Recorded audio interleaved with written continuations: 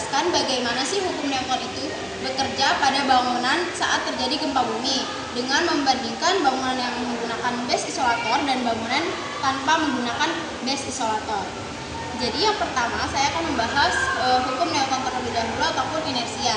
Jadi hukum Newton 1 itu berisi tentang benda itu cenderung mempertahankan keadaannya ataupun diam jika tidak ada gaya yang bekerja.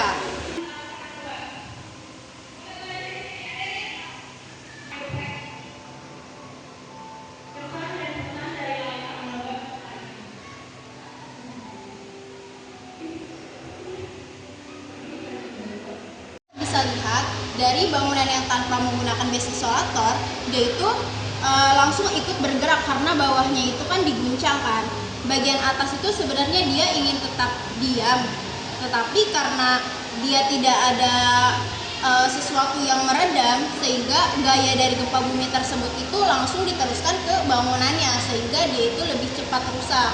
Dan juga kita bisa lihat dari struktur bangunannya, selain menggunakan base isolator, dia juga kan strukturnya dia berbentuk segitiga ataupun silang-silang, jadi bangunannya itu bisa lebih kuat. Nah, kalau bangunan yang menggunakan base isolator, gaya dari gempa bumi tersebut itu kan sebagian diredam oleh pernya, sehingga gaya dari gempa bumi tersebut itu tidak diteruskan langsung ke bangunannya, tetapi diredam dulu ataupun ditahan dulu menggunakan per, sehingga bangunan yang ini itu lebih stabil dibandingkan bangunan yang tanpa menggunakan base isolator.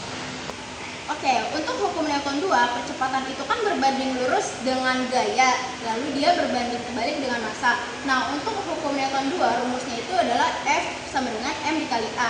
Nah, F itu sebagai gaya dari gempanya, M itu sebagai massa ataupun beban dari bangunannya, dan A itu sebagai percepatan ataupun getaran goncangan dari bangunannya.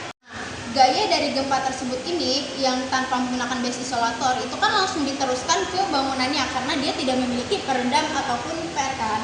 Nah, sehingga gaya yang percepatan yang diterima oleh bangunan yang ini pun yaitu goncangannya ataupun percepatannya itu lebih besar karena kan dia tidak memiliki peredam ataupun tidak punya per yang bisa menahan gaya dari gempa tersebut.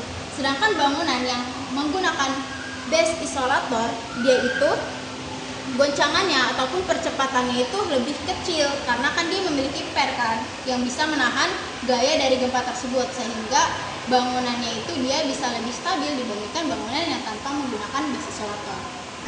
Kemudian untuk hukum Newton 3, setiap aksi itu kan memiliki reaksi yang sama besar dan juga berlawanan arah. Nah, anggap aja tanah itu sebagai aksinya, kemudian bangunannya ini sebagai reaksinya. Nah, ketika gempa, tanah itu kan mendorong satu sisi ke bangunan. Tapi untuk bangunan yang tanpa menggunakan base isolator, gaya dari gempa bumi itu kan langsung diteruskan ke bangunannya kan, sehingga dia itu lebih cepat rusak lah, lebih cepat roboh gitu, karena kan dia kaku. Sedangkan bangunan yang menggunakan base isolator, dia itu kan memiliki per yang bisa menahan. Jadi ketika tanah itu mendorong ke atas, per dari bangunan yang menggunakan base isolator ini bisa menahan gitu. Jadi dia itu memberikan gaya yang sama besar juga, tetapi arahnya kebalik. Jadi anggap aja dia itu kayak melawan tanah tersebut gitu loh. Jadi sehingga bangunan dari yang menggunakan base isolator itu lebih kuat dibandingkan bangunan yang tanpa menggunakan base isolator. Oke, jadi kesimpulannya adalah, jadi dari miniatur ini kita bisa melihat bahwa dengan hukum Newton kita bisa memahami kenapa base isolator itu penting.